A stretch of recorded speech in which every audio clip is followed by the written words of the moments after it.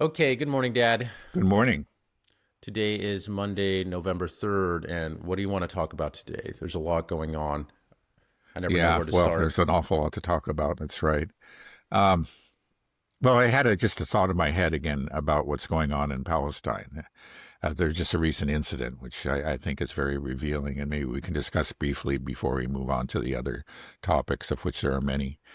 Um, I think we all remember, it was several months ago. There was that incident of a Palestinian detainee that was sodomized in a detention facility in Israel.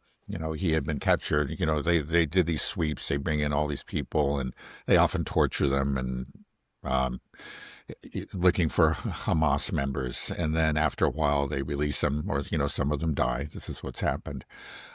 Anyway, in this was a detention facility that was actually constructed after October 7th. Um, so this incident occurred. It was filmed, and the AG, that's the Advocate General's office, for the IDF, had that film, um, and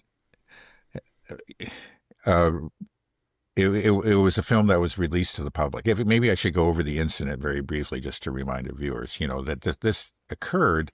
I guess the IDF and the military police actually heard about this and actually decided to do something in this case, which is actually quite unusual. In general, these things happen. There's no response, no investigation, very minimal. Um, Minimal action of any kind, by the the competent authorities. But in this case, they did something. The military police were sent to this detention facility, and they they grabbed the 5 reservists that had committed this horrible act and collected some evidence and left and went to a military base nearby. Now, this enraged when news of this got out. This enraged people within Netanyahu's coalition. Several leaders of that coalition led a mob to that military base, and they had a huge riot. They were just outraged that these people, these reservists, would actually be arrested and detained. But it happened, and then now it was under those circumstances that the Advocate General actually secretly released, because it was in violation of procedure, it must be said, but leaked the video of this incident. And it caused revulsion through much of the world. People like us who saw this and learned about this. But within Israel, I'm sure it caused revulsion among certain people within Israel. But in general, the reaction was outraged that that this was released, and that also that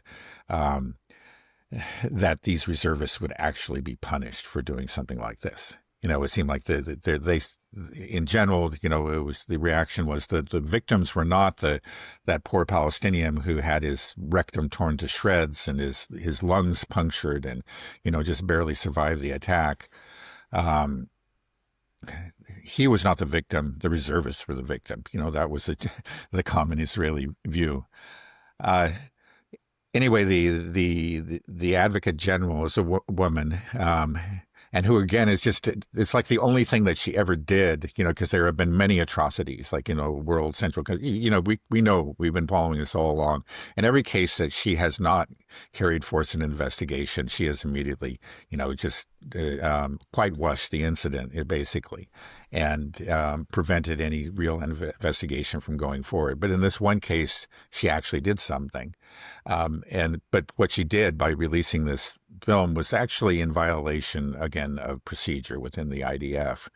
And she was accused of doing this. She denied it. But then recently evidence came forward that she, in fact, had released this video. And she came under severe attack. She resigned. And just the other day, I think it was yesterday, in fact, it was believed, it was feared that she had committed suicide because she had disappeared and people were looking for her.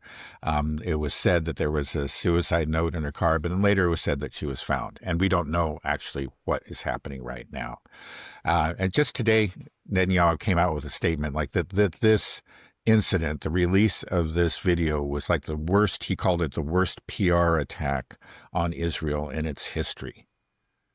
So again, all the outrage is against her for releasing the video, not against the reservists for what they did. And again, I think it's just very revealing of what has happened to Israeli society. I think, again, a generation ago, it would not have happened like this. Israel was not the kind of society that it is now. It was on a trajectory to where we are now, but it has become, again, what this incident reveals it to be. A society that actually celebrates the people that, inflicted this violent, sodomy on this poor detainee. Yeah, it's really wild. I know the person that committed the act. He's been on talk shows in Israel, almost kind of like a minor celebrity after the incident. I think his wife as well said she was proud of her husband for what he did. It's very shocking. But then when you're telling me this as well, and how what was the woman's position? You said like attorney general or advocate general is her advocate title. General, right? That all these other atrocities are committed. She never says anything, and then there's this one leak. It makes you think about how much we don't know. That this was just one person that maybe at one point had a conscience, or for whatever reason allowed it to be released, and it caused this meltdown. And Netanyahu says it's one of the greatest PR disasters. So it makes you think what else has been being done? What that's else? A good point. Yeah. And then the other question is just, you never want to stereotype. You never want to paint with too broad a brush and just throw a whole, nation or people kind of under the bus. But when you hear these types of stories, it makes you think, well, is there really any redemption that can be achieved for Israeli society? The response, of course, should be revulsion. But when you have the majority of people that are celebrating it or defending it, it's just kind of like, oh, where do we go from here? How do we solve this problem? It makes you wonder. There's no question about it. It really makes you wonder. Is there a redemption? I mean, how can, we don't want, obviously the people are obviously very, very upset with Israel, but I don't want to see a mass slaughter the other way either. I don't want to see people die. But if you have this type of mindset where you just are able to view these people as inhuman and be upset that you're not allowed to rape them and kill them, we got a problem here. We've got a serious. I think they're, I don't know. Clearly, there has to be some sort of very forcible intervention. And again, the one country that can do that is the United States. The U.S. could really put its foot down, and start and end the support, both military and financial, and force Israel to change its policies, force Israel, or attempt to force Israel. Because again, I think we have such fanatics there. Like if the U.S. says, okay, we're cutting you off, you have to withdraw from we want to see the two-state solution go into effect. So you're going to have to withdraw all your settlers from the West Bank, for example. Well, what are, there are 800,000 of them there now. And not all of them are fanatics. A lot of them are economic settlers. They just get a good deal and they go there, but many of them are fanatics, and you're going to have real violence. I think, maybe in the end, it's just like the best you could hope for is that when this violence breaks out, the side that is with the United States, that is going to implement the two-state solution is going to win out. But I think you're going to have a civil war at the very least within Israel. And it's not even clear that the saner people will win.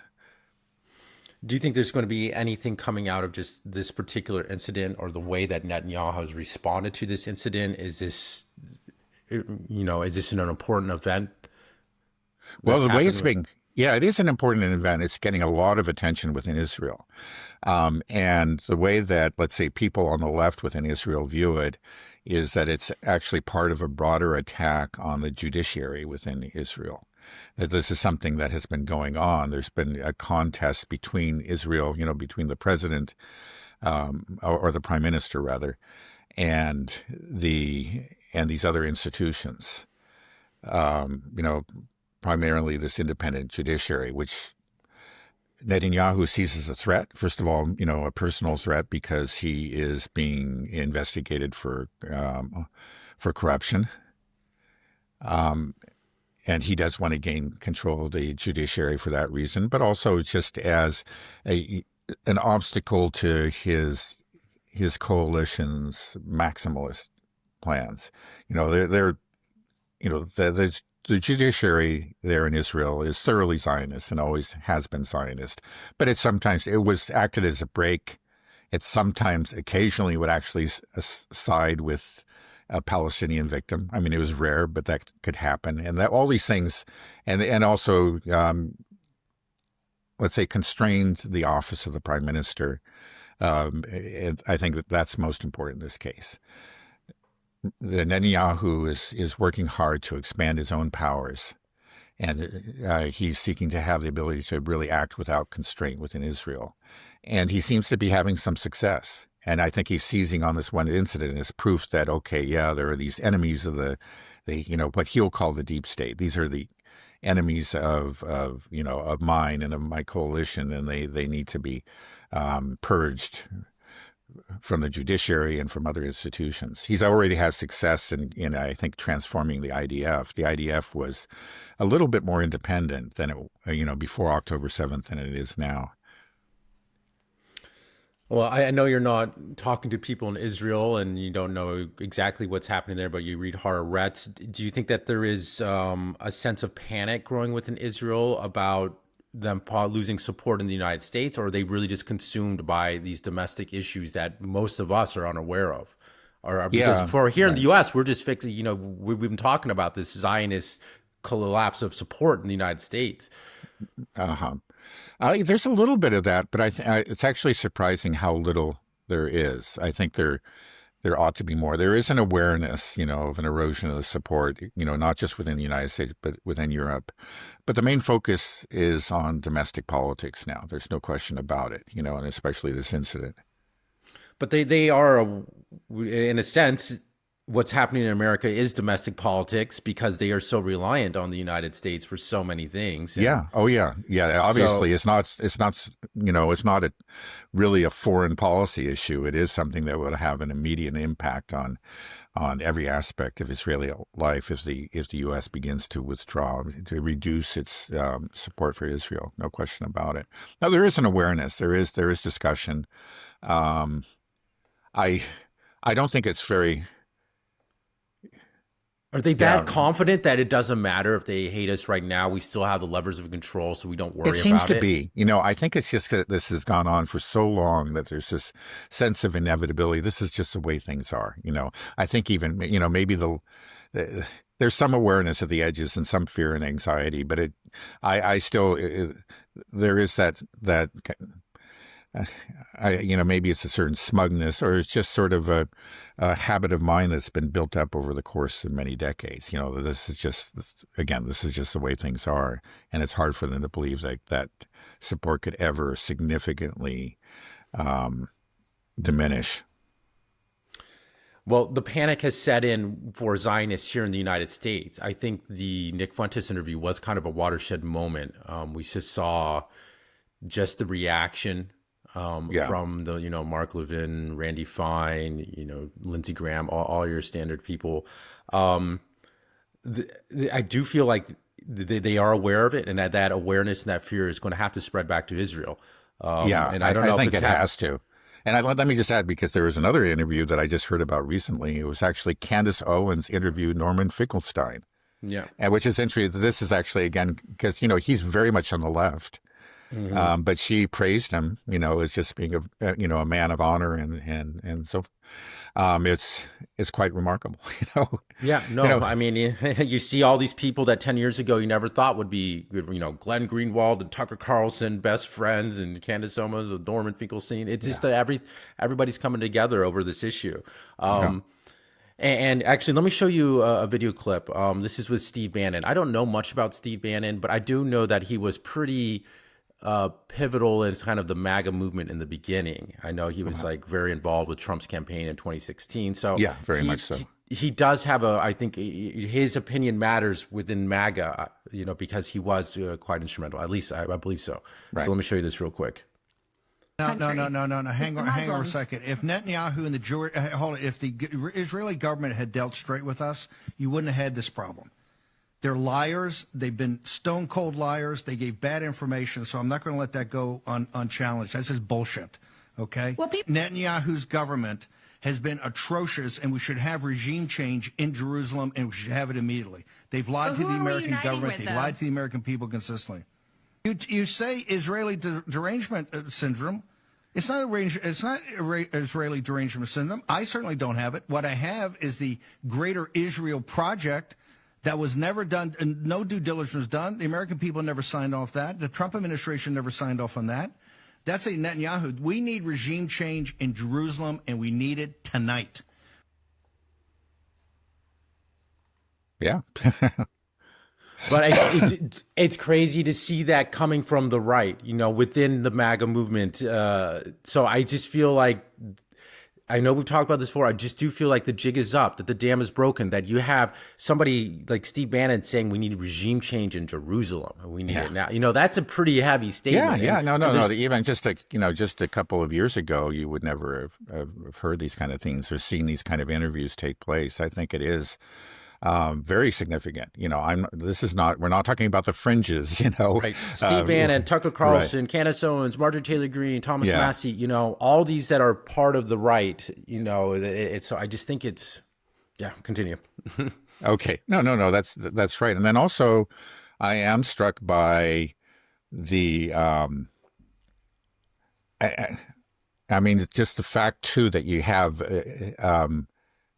the left and the right talking to each other, like you had Candace Owens and Norman Finkelstein. That makes the phenomenon, I think, all the more significant, because to be, truthful, there's been much more criticism of Israel on the left over the, the recent years. For sure. No question about it. So it's not, but the fact that they're joining forces, I think, makes them all the more formidable an opponent to the Zionists. I noticed that, for example, in that interview of Nick Fuentes that Tucker Carlson did, he mentioned Glenn Greenwald. Both of them did, and they described, their admiration for him. And again, Glenn Greenwald is very much, a person on the left, and it shows that these people are not a bunch of raving lunatics or anything but it. They're very intelligent, and they are balanced human beings that know how to work with people across the aisle, and that makes them even, I think, again, much more formidable. Right.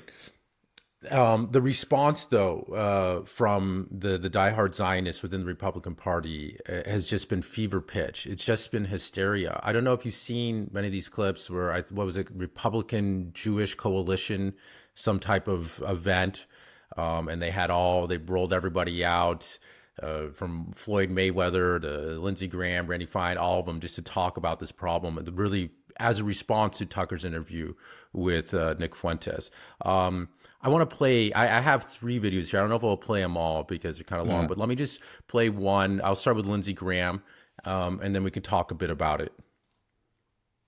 He recognized Jerusalem as capital of Israel. Why? Because if you got a problem with that, take it up with God. He's the guy that did it, not Trump. So I just want to say, I feel good about the Republican Party. I feel good about where we're going as a nation. We're killing all the right people, and we're cutting your taxes.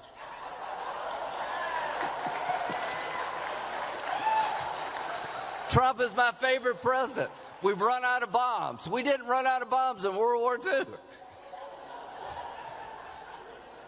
So as a coalition of Republicans, some Baptist, some Jewish, we organize ourselves around principles that we love and we cherish. We love individual freedom. We love entrepreneurship. We love capitalism.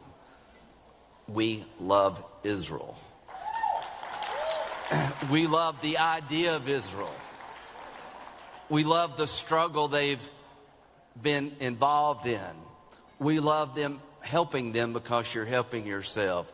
So to those who worry about these stupid interviews and far off places, don't worry.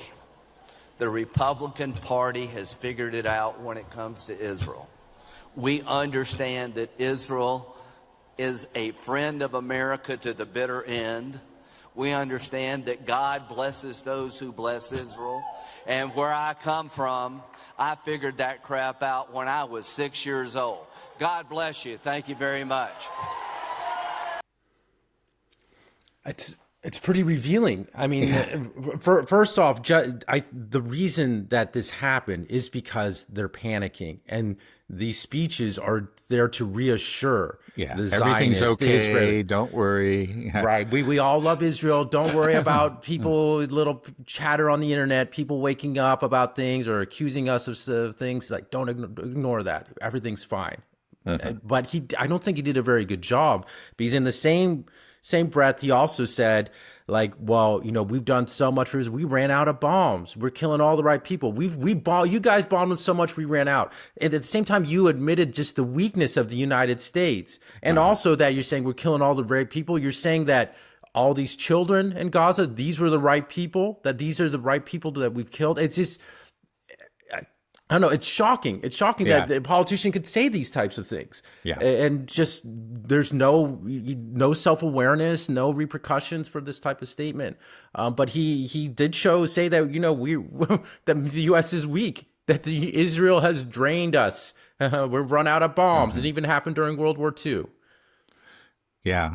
Also, I noticed he said he figured it all out when he was 6 years old, and it looks like he didn't really move on from that. It's still a 6-year-old understanding of geopolitics.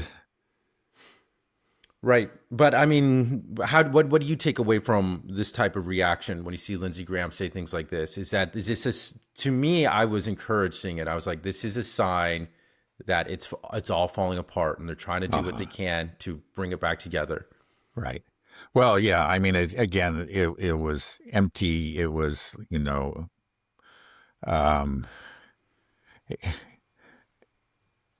I think you're exactly right. It was just an exercise in self-reassurance. We just get together and we say the same things that we've always said, and we clap and we cheer and just to remind ourselves that, this is the way things are. That bad dream that we had last night, that was just a dream. This is the reality, but it's not going to work.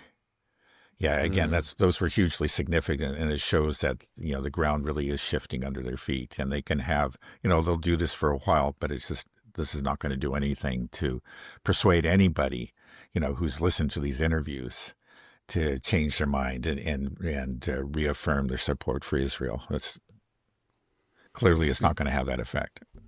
Do you think that we're just going to see this type of just panic and information war going on until there is an election, and then we can see it manifested as something real? Or do you think that there's something else will come out of this beforehand? Like, will there be an extreme censorship change that becomes obvious to everybody, or there will be, I don't know, false flag war? I mean, all those things are possible. I mean, again, it's just that the people who support Israel in this country, many of them are fanatic, and they obviously, in the end, do not respect the U.S. Constitution.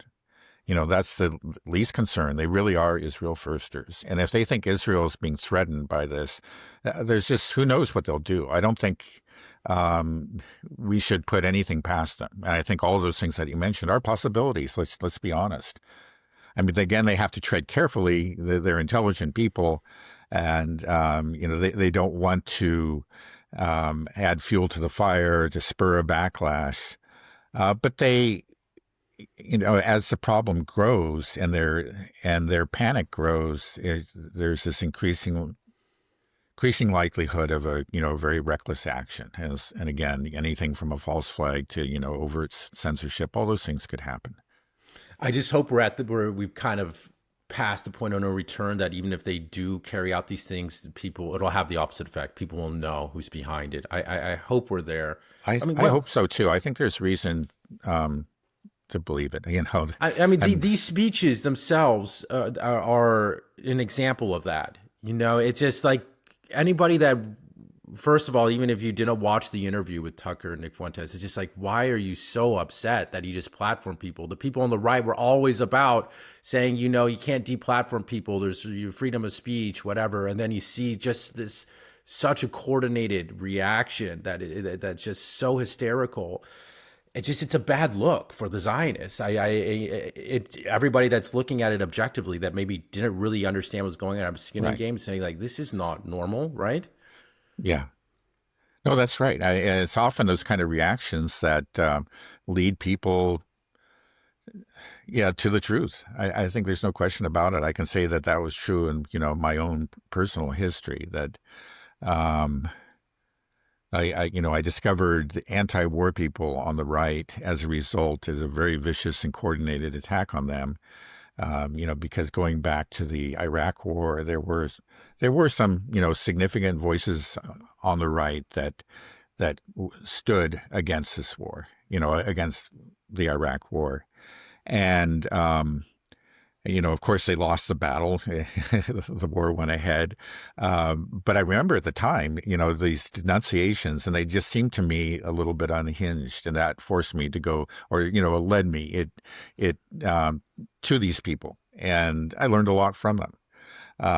So I think that, quite often these attacks, these efforts to censor, these efforts to suppress dissident opinions, often have the reverse effect. I think that's what we're probably going to see here. Right. Do you want to watch one more, Mark Levin? It's up to you. I haven't seen it, so sure. Okay, let me show you one more. For 6 months, I've been fighting these bastards, whether it's Tucker Carlson or whether it's Nick Fuentes, and I've been looking over my shoulder looking for help. And you know what I found? Nothing. Nothing. We're here today to do something about this. What do you mean we don't cancel people? We canceled David Duke.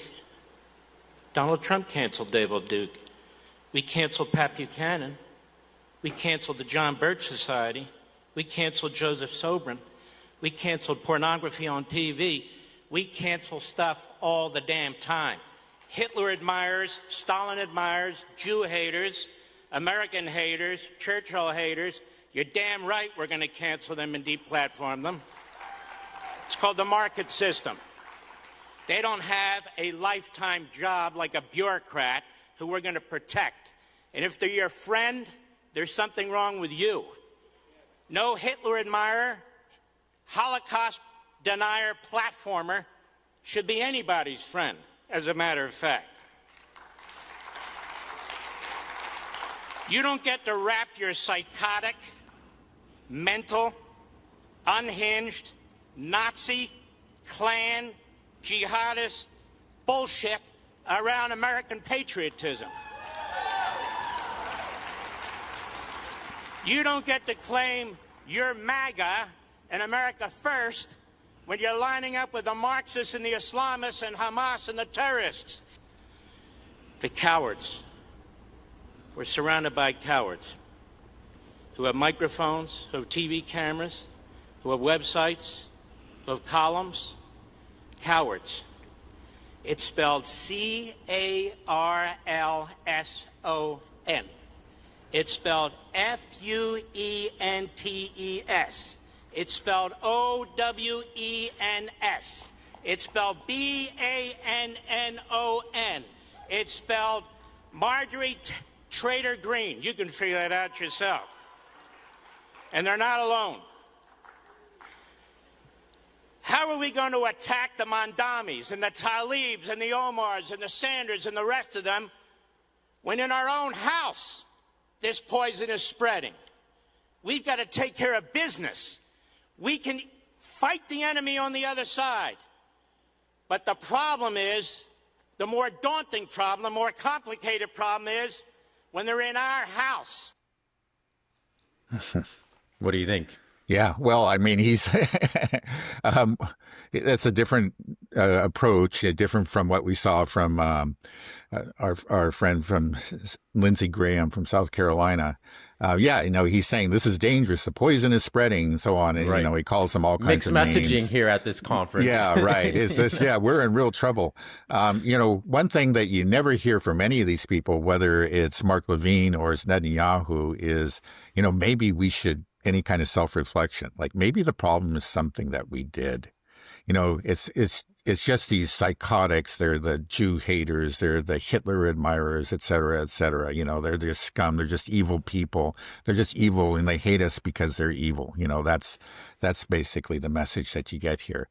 Say, well, this really took off after October 7th, and it was because of what you did, or not you, but the state of Israel, the IDF has done, and the world has seen it. They see it in a genocide.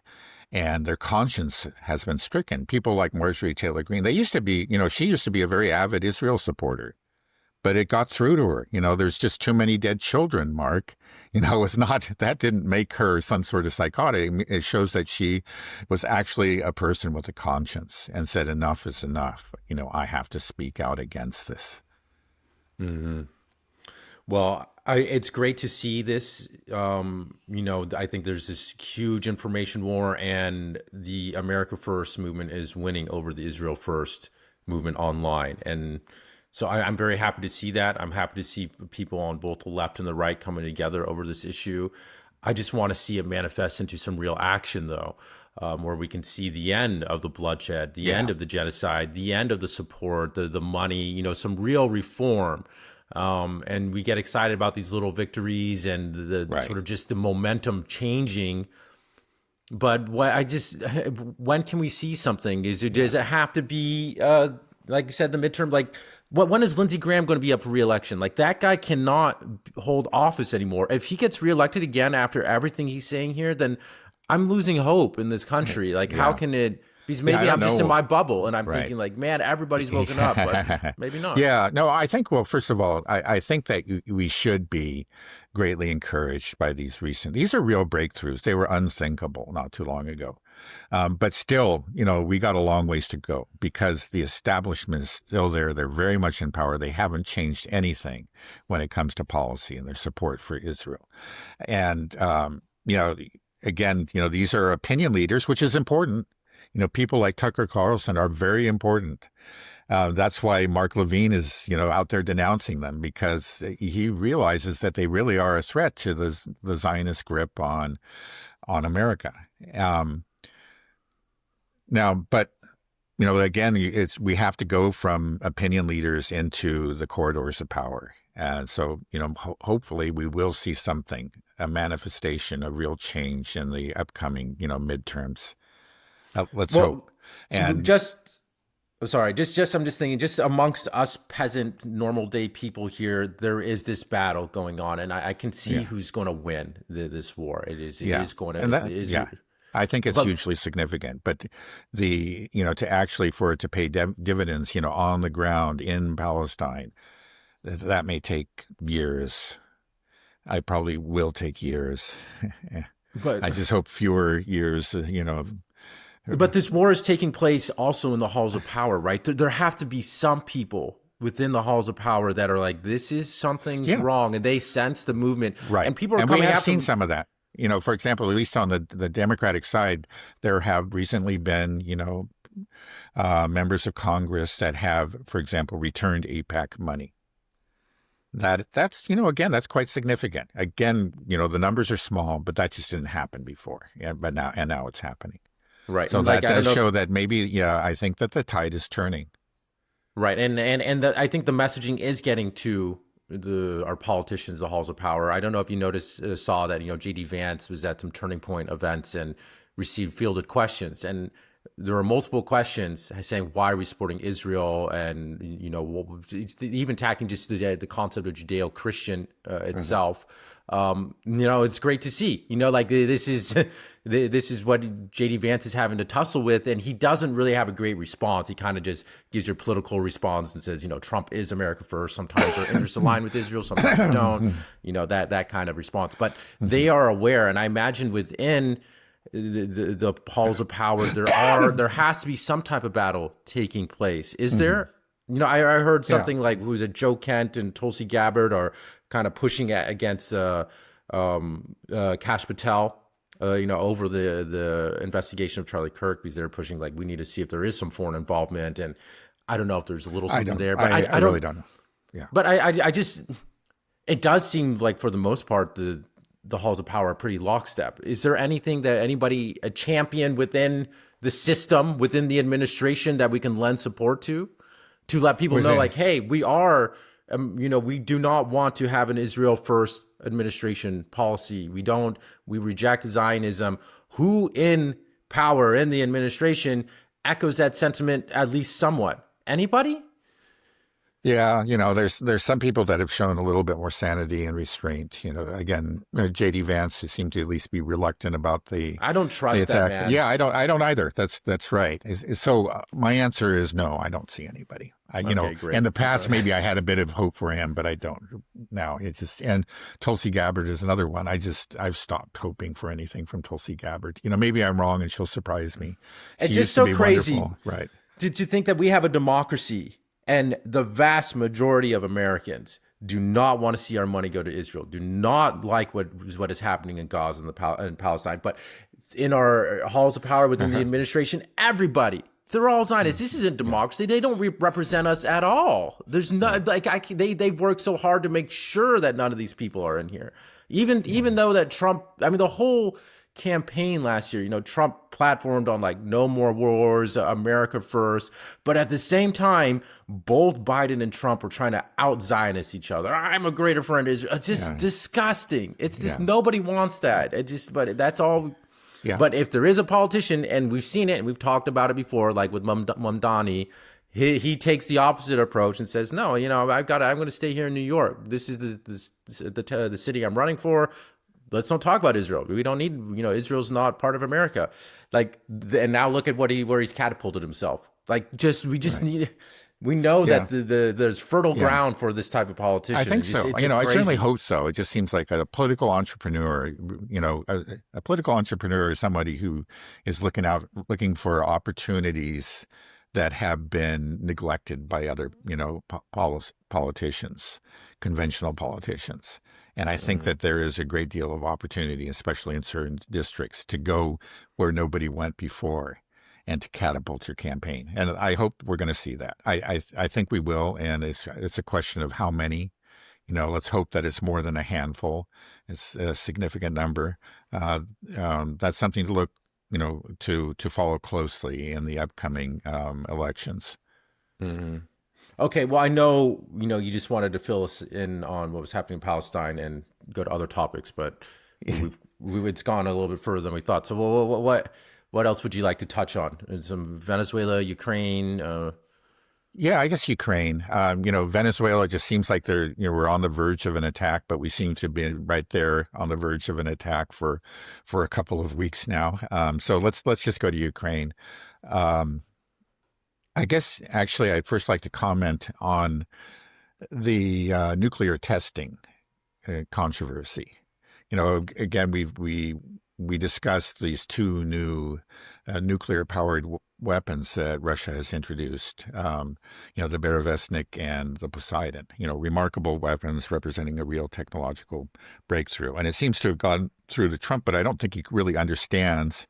He declared in response to that we're going to resume nuclear testing. And that created shockwaves.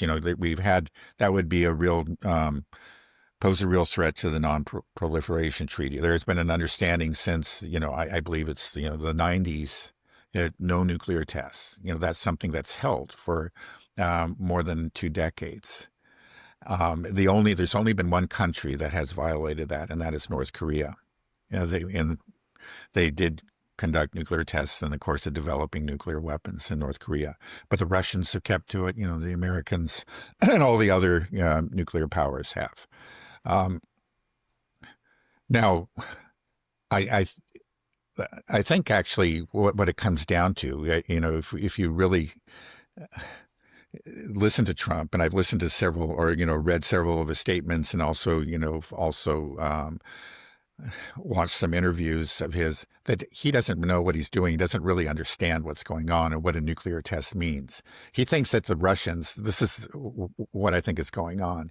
He thinks that the Russians he saw that they developed these new weapons. They conducted these tests. And I think he sees it as a real challenge to American supremacy, and it alarmed him. So he declared that we're going to have nuclear tests too. But he says too, that's the thing, is he is accusing the Russians and the Chinese of violating this, but there's no evidence. What the Russians, the tests that they conducted on these new weapons were not nuclear tests.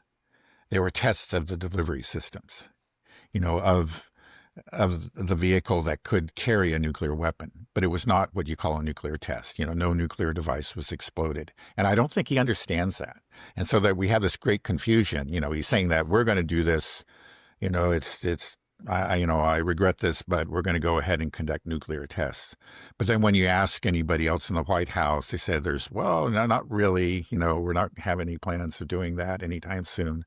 I think it just shows that he doesn't really have a grasp on the issue, but that he was alarmed by Russia's breakthrough. I'm alarmed that he doesn't understand what's going on. I mean, that's a good point. It really is. So he's just going to walk it back. You assume there's not going to be anything happening. I saw that as well, and right. I was like, oh man, this is scary. But because Russia replied, well, if they do that, then we're going to have to. And then it's like, oh great, now we're heading straight towards nuclear war, is what it sounds like. Yeah. Okay, well then, what else is going on in the Ukraine? Any significant developments? I mean, Pokrovsk, how are things looking on the front? Yeah, things become more and more dismal for the Ukrainians. It's crazy. This should not have happened. They should have withdrawn in good order, a month or two ago. And now it's not possible. And this is, again, not the first time this has happened.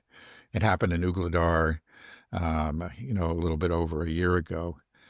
But the numbers there were smaller. We're talking about hundreds in Ugledar, that had to run across fields and that were just, killed by drones and small arms fire. But now this time in Pokrovsk, we're talking about thousands. Most of them are actually in that suburb, Minograd, which is to the west, or rather the east of Pokrovsk. And Pokrovsk itself is almost entirely occupied by the Russians. So they are there. I was just reading, I think just yesterday, that the Ukrainians are doing what they can to supply them, but they don't have any logistical line to them. Nothing on the ground. There's just no way to get them anything. So they're delivering them, for example, water by drone. And then, that's it. That's what these guys are surviving on. Clearly they can't hold out much longer, and they just must be, I just imagine the misery that they're enduring. It's amazing they haven't surrendered then. Yeah, some of them have, but a lot of them haven't. And that's a good question. I think it's a combination of ideological zeal, but also, there is constantly the story spread among the Ukrainians, again, that the Russians will torture, whoever they capture, they'll be subjected to months of torture. And I think that there's absolutely no evidence for this. This is but it's something that a lot of them actually believe it. This is what they hear, within Ukraine. So there's also fear. And then there are those who do want to surrender, but are afraid of being shot in the back by their comrades. All of those things. So we see, I hope, for their sake that they do surrender. And actually, again, it would actually be better for Ukraine because some of those could, in fact, go back and fight because the Russians will exchange them in prisoner exchanges, or at least they can be rejoined with their families. Again, for their sake, I hope they do surrender. But it looks like very few are surrendering, and most of them are going to die.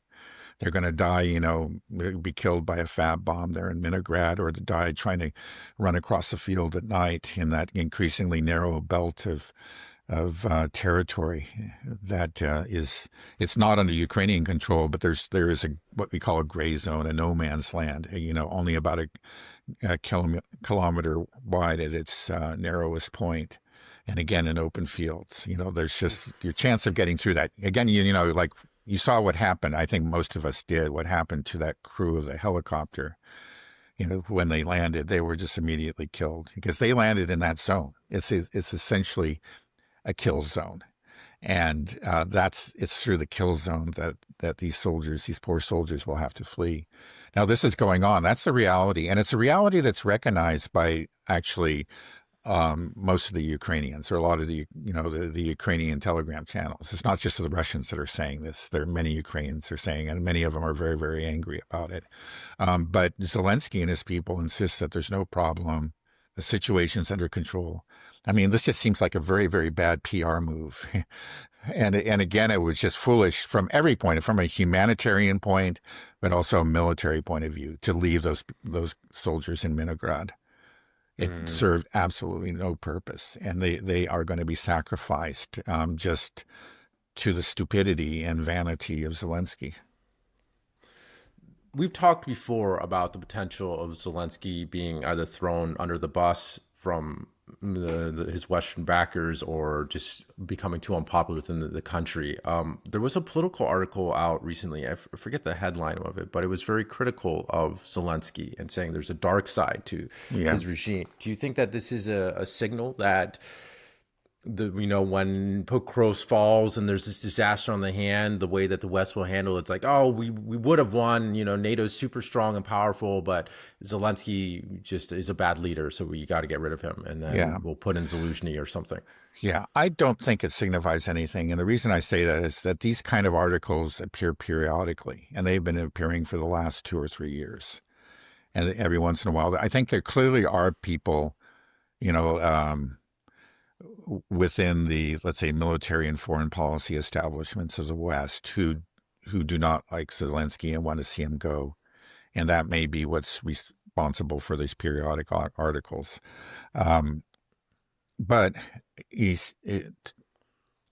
can't really point to any rival now. He has been consolidating his power. He's actually, in so many ways, appears to be to have a firmer grip on power than he ever did at this.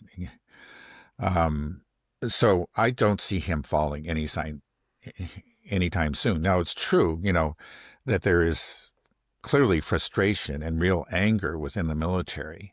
And I think he's probably more worried about the military than he's about the people. The people don't have guns. He doesn't care. He can keep them down. I think that's the truth. There is a lot of grumbling. I don't think there's nearly probably as much as there should be. But again, remember that he really does control that information space. And for the longest time, people, maybe that's starting to change within Ukraine like it is in the U.S., that the people are, especially this Pokros seems to be a kind of a watershed moment where Ukrainian eyes are opening. And maybe that will lead to increasing skepticism of official sources of information. And that could, again, in the long run, or, we hope sooner in the medium term, have a real effect on, it may eventually endanger, Zelensky and his grip on power. But at present, he has a very firm grip. And I think at present, he's probably much more concerned about the military and some sort of, coup maybe coming from within the military. And there is, clearly, this anger that I've been talking about. A lot of that comes from the military. They know what's going on. The escaped comrades come, the few that got through that field or whatever, and they tell them what happened, what they're seeing. And they know it to be true, and they know that their president is lying. And they know not only that their president is lying, but their commander, General Syrskyi, is lying too. Because General Syrskyi has been just every bit as culpable as Zelensky has been in this regard. So I think there is a danger that there could be some sort of, let's say, insurrection within the military. And he may be aware of that, and he may, so there is talk that perhaps Syrskyi could go. Syrskyi has been, you think about it, Syrskyi took power actually right before the fall of Avdiivka. So he's just overseen, a lot of defeats. That's all he has to his credit, right? It's just so-called credit. It's been one city has fallen after another. In each case, he's lied along with Zelensky, and then, eventually it happens, and then you go to the next city or the next town. But this is one of the worst, and he just might not survive it. But the thing is, when you look at the alternatives, the people that are actually somewhat popular within the military, they are ultranationalists. People associated with the Azov Brigade, which now exists. I think it's called the 3rd Assault Brigade, and then there's another one. It's actually there are a couple of brigades now that are children of the Azov Brigade, but it's Azov people that we might end up with. And, they're probably more effective fighters, and they might actually be, more concerned with the lives of their own men, and that's why they're popular. It would make it a more difficult fight for the Russians, but in the end, I don't think it would. It would not change the outcome of this war. The Russians are going to win. They just might win a little more slowly if somebody with a better military head on his shoulders takes power. Okay. Well, we'll see. I guess it doesn't really matter that much if Syrskyi gets replaced. Like you said, maybe things tactically might change slightly, but at the end of the day, we'll see more of the same. Something that, just the story that doesn't seem to die is the Tomahawks. It looked like that was kind of done. It was just the same thing really with the ATACMS and the Storm Shadows, right? There was a lot of talk about it, and then no, we're not going to do it. And then they're already there, and then whoop, there it goes. They started going. Now, from what I heard with the Pentagon, that they're all ready to go. It's just all they're waiting for is just Trump to say, go for it. Which is that I remember us talking about that with the ATACMS. Was the plan is you just, don't worry, we're not going to use them, but we'll just kind of get them ready. And then they're just there in Ukraine. And then you get in a situation where look, it's really desperate, but we can just fix the problem. Just give the order and we can just push the button. They're all ready to launch. They're just ready to go. And then I think that's what they're doing with the Tomahawks. We got them there. They're all ready to go. Come on, Trump. Look, Pokrovsk is about to fall. Look, just we can turn this around. We got to hit Russia where it hurts. Their economy is reeling. You slapped on these secondary sanctions and the 19th sanction package from the EU. We just hit a couple of their oil refineries, and then boom, the Russian economy is up in flames. Yeah, and then Putin will call you up and beg for mercy. Yeah, I'm sure Do you think that's probably right. Again, I guess the news recently is that the Pentagon has approved the Tomahawks. They're ready to go, and it's up to Trump, like you said. Yeah, right. And now that suggests again, there was a lot of talk about the Tomahawks before the Trump-Putin call just a few weeks ago, but after the call, Trump stopped talking about them, and it looked like it had been decided. He had decided against them, but against Trump. Now, of course, it's not. It's the Pentagon, so-called, but I don't think the Pentagon would go ahead with this if they weren't getting some sort of signals from the White House that, you go ahead with this. And now Trump maybe is thinking that he can use this as pressure, but he has put himself on the escalation ladder. I think that eventually they are going to be approved. He will approve them. And, for all the reasons that you're giving, he's surrounded by people that are convinced him as things get worse, and they will. It's not just Pokrovsk, but it's going to continue to get worse. It may not be right now at the fall of Pokrovsk, but maybe sometime, like when Kramatorsk and Slavyansk are about to fall. At some point, or maybe before that. I'm not going to point to any time. They will be approved by Trump, and they will go. They will go to Ukraine. Now, probably the thing that's actually determining the schedule is the launchers. That's the big question. Do they actually have any launchers that they can use for these? And maybe they will cobble something together. And when that happens, we'll see Tomahawks in Ukraine. There will be of course, there will be some reason given for it, but maybe the real underlying reason will be the launchers. Okay, so do you think then if the launchers they're there, then you think that they will be fired. We will end up firing Tomahawks into Ukraine at some point in the next, 6 months, a year. This is actually going to happen. And if they do, I think Russia is done playing games. I think they tried for the first 6-9 months with Trump to think that maybe we can work with him. But from my understanding, I think it was Alexander Mercouris was just saying how it was actually at the Alaska summit meeting that it was, Trump that proposed, the end of the war, and Putin agreed to it. That it was actually Putin agreed more or less to Trump's proposal, and then Trump just the next day just threw it all under the bus. And then then they have this Budapest meeting that's supposed to happen, and then he just cancels it. So I think Putin's got to be like, well, I just can't work with this guy. It's impossible now. Right. Well, that seems to, that's more or less what happened. It's actually, Alexander Mercouris's analysis of this, which I think is very, very good, is based on some very detailed explanations that the foreign minister Lavrov gave in some extended interviews. And what he said, it was actually, remember back in August, it was Witkoff, was sent by Trump, and he came to Moscow with a proposal.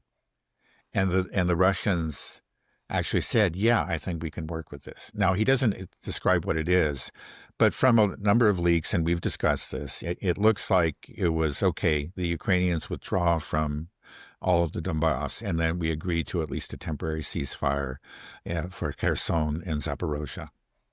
I think that's what it is. Now, Lavrov himself has not said that. Alexander Mercouris and others have come out and said that that's what it must be. And I think their logic is sound. I think they're right. I think that's what happened.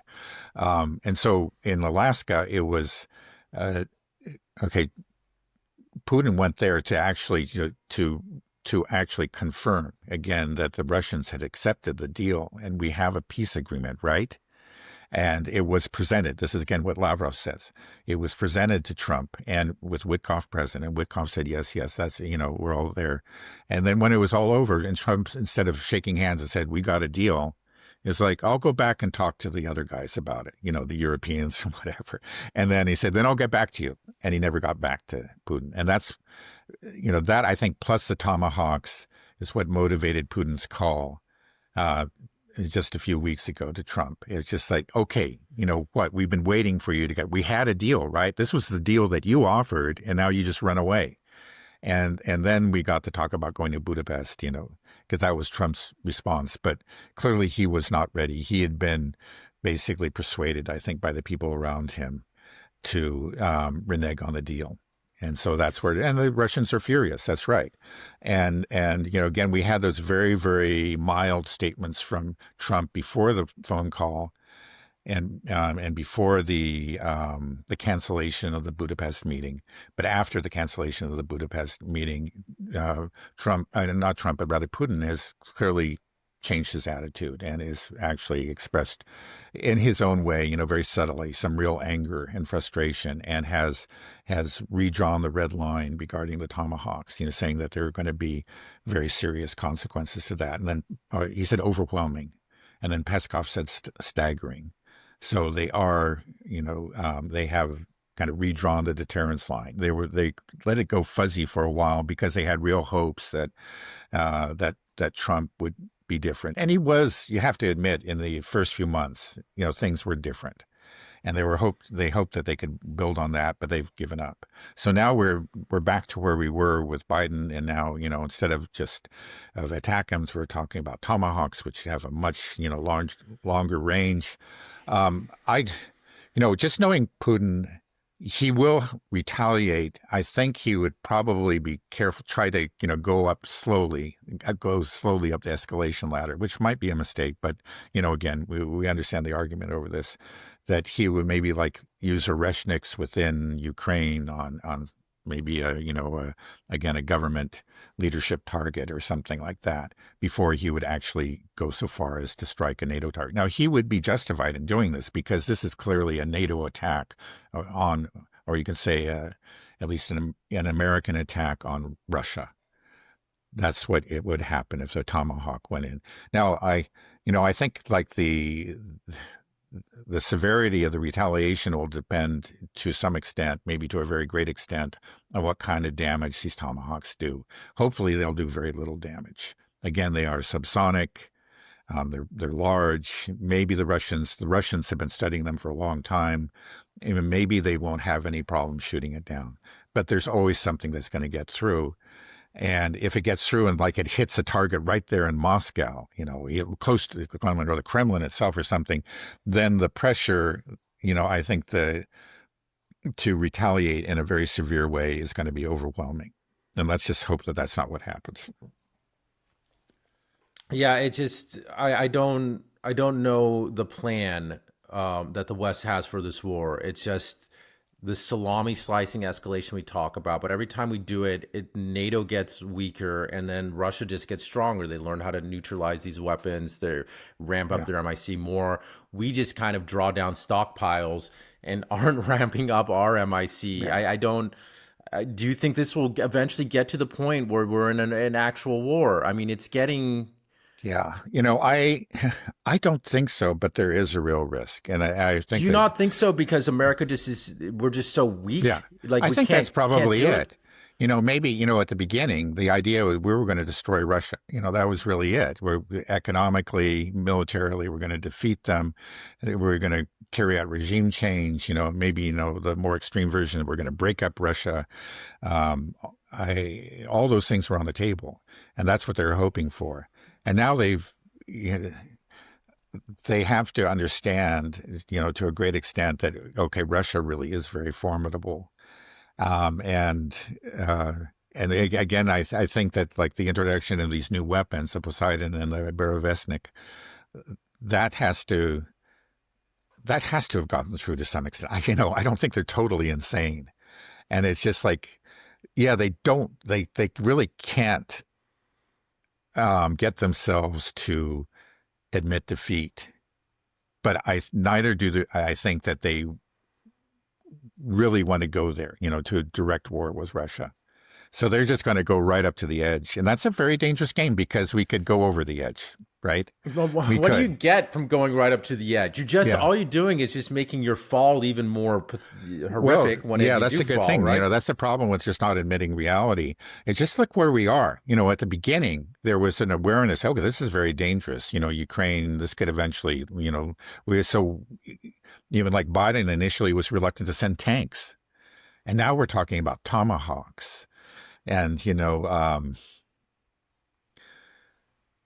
it just shows actually just, how reckless we've become, and we're reckless. We become this reckless. We've gone here because we're becoming desperate. Everything has failed. If those other things hadn't failed, if those tanks had really been so potent or the HIMARS or whatever, and they had turned the tide and there was a real stalemate or the Ukrainians, in fact, were marching towards, Russian territory, then this would never happen. It's because we're losing and they're running out of options that they're going to the more reckless options, the ones that they didn't even want to consider early on. So we're talking about Tomahawks. We're talking about actually stealing their assets. That's where we are now. And they're just going to, because they cannot admit defeat, they're going to do that because it's the only thing out there. You're right. It doesn't really make sense. It's not going to change anything, but it's the only thing that they could actually pin hopes on because there's nothing else.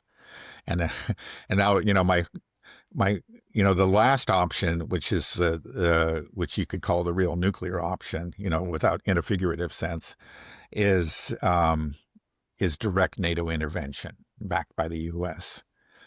And I don't think they're going to do that. I don't, but I don't, at the same time, I'm not confident that they won't because they are so deeply invested in this war, and it's so difficult for them to admit defeat. And again, these people, their grip on reality is not at all firm.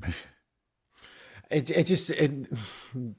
just doesn't make any sense. Like our government is currently shut down. Like people can't get food stamps, but we're able to go to war with Venezuela. Like there's something seriously wrong here, right? And I just don't think you're going to get any support for this. And just touching on Venezuela a bit, I feel like the U.S. might be getting scared. I think that they're massing these troops, but I think they realize that Russia has been supplying them with munitions, with air defense systems, missiles for their fighter jets. I wonder if we're going to go through with this, because I feel like we've gone so far, but we won't make that move to actually execute the regime change, because I think maybe there is some awareness that this may not go well. But but at the same thing, we actually talked about this before. We're saying, like, why are we even doing this? And one thing that we said was just like, America just feels like it needs a win to somehow demonstrate to the world that it has some power. But if it gets involved in this war and it doesn't go well, it's going to have the opposite effect. But many other analysts that I've actually listened to as well have drawn the same conclusion. Like, really the main reason for doing a regime change in Venezuela, it's because Marco Rubio wants to do it, but also it's because these generals in the Pentagon, they say we need to reassert dominance. We need to show that we are a powerful force, that's the reason. It's such a pathetic reason to try to show that you're a tough guy by picking on some smaller country. And it's not going to go well. Yeah. And you were talking about how will they potentially escalate with U.S. Weapon systems if they fire the Tomahawks. One thing is they might start to, instead of doing a direct attack on NATO, they'll just say, well, you're fighting a proxy war with us. You're funneling all these weapons and money into Ukraine. All right, here you go, Venezuela. Have some of these super awesome weapons that the U.S. can't counter. Or we were talking about that potentially they would do that with the Houthis. So I think if we go to war with Venezuela, if we do some type of strike, we won't say it's a war, regime change operation. If we ever go in on the ground, I think it's going to be a quagmire. It's not going to go the way we think it will. Yeah, knowing Trump, I think that, well, first of all, I think their plan A is to actually just have a coup carried out with their assets there on the ground now. And that's maybe what they've been waiting for. And they're just creating the pressure for that. They're trying to support such an internal coup. That seems to be failing. Nothing has happened. It seems like Maduro is firmly in power, and they're not able to buy off people the way that they hoped they would. Again, we had that story about, I think it was the pilot that they were trying to bribe into taking part in the coup, and he eventually just told him to go take a hike. And there's probably that's probably just one instance. That's one that made it into the news, but there are probably 100 other attempts, and they seem to be failing. I think that's where we are. I think Plan B is to do some kind of decapitation strike, and maybe insert some sort of let's say kind of Contra-like force, again, maybe a force that's made up of Venezuelans disaffected with the Maduro government, and hope that they can carry out a coup. I don't think that'll work.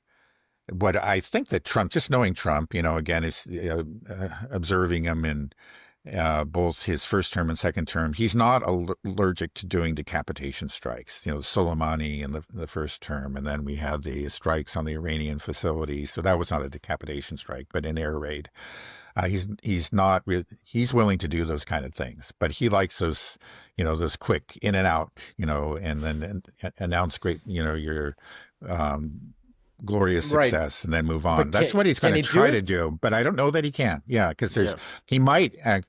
Now, let's be honest, a decapitation strike might succeed. Maybe their intelligence is good enough, and, they got enough missiles that can get through and accomplish that. But that doesn't mean that they have control over Venezuela and they can get the government that they want there. And I think that's the problem. You can create chaos. But to actually exert control, this is what America has found again and again in places like Afghanistan and Iraq. That's very costly. And I don't think I don't think Trump is, well, he's going to be very reluctant to go that route because it's going to be very unpopular with his base. They like, so many of them like those brilliant stunts, but they're not interested in a ground war. And a ground war in Venezuela could be a real nightmare. But even if it's not a ground war, if they send in missiles, do some bombing campaign, doesn't Venezuela have some ability to respond? They do. Well, have apparently they do. Apparently they have some anti-ship missiles, and they have the S-300s, which they're an older, air defense system from Russia, but they're really quite effective. So there is always a risk that a ship will go down, or that aircraft would go down, and that that's going to severely detract from this image of success that Trump wants to project, and that's going to put him in a bind. It'll make it hard for him to proclaim victory and go home. It's just like, wait a second, they took down 2 of our planes and their pilots have been captured. How are you going to get them? Then one thing leads to another, and we could be in a real mess. It's true. Yeah. Yeah, America, we love to dish it, but we can't take it. Like if planes go down, a ship goes down, we won't be able to handle it. That would just be too humiliating, too embarrassing, and there's no appetite for this. If people start coming back in body bags, yeah, it's going to be such a disaster. But what do you think? You think that this will happen, or do you think that we'll just pull back? But if we pull back, people will just be like, "What the hell was this?" Yeah, I think it's like he's there? gone so far. I don't. I think that they're going to attempt something. Oh my and again, God. I think it's just going to be an air raid of some sort. But maybe he'll pull it off. At least take out Maduro, and he'll declare that as some great victory. But it doesn't mean that he's actually gained control over Venezuela. It could be, okay, Maduro's gone, but there may be a more effective Bolivarian kind of leader that takes his place and is even more popular, and the Venezuelans are even angrier, again, than they ever were against the U.S. and much less likely to deal. Maduro was actually willing to deal and to give. That's what I heard, right? Yeah, give a share of control to U.S. oil companies. He was willing to go pretty far. But the problem was we don't want Maduro. Yeah, right. It's it's so crazy. I mean, the fact that we know who we want. It's just Maria Machado. I forget her full name. The Nobel Peace Prize winner. Yeah, Machado. Right. She wins the Nobel Peace Prize, and then like a month later, she tweets and says, "We need the U.S. to do a military intervention in her own country, Venezuela." Yeah. That's the Nobel Peace Prize winner. I know. Why I won Nobel Peace? Time for war. Overthrow. Invade my country, America. Yeah. I guess he didn't quite say that, but more or less. That. Yeah, I said continue to escalate. I think that's what they need. So it's really bizarre. It just shows all of these Western institutions. They're all corrupted. They all exist to serve U.S. hegemony. It seems to be true. I mean, it's very embarrassing. I'm embarrassed for Norway. Some of my ancestors came from there, and I'm very sad, ashamed of what Norway has allowed itself to become. Yeah. Okay. Well, I think we can end it there, Dad. Okay. Sorry, Norway. But yeah, we'll end it on that note. All right. Okay. All right. Have a good rest of your day, and you too. I'll talk to you soon. All right. Bye-bye. Bye-bye.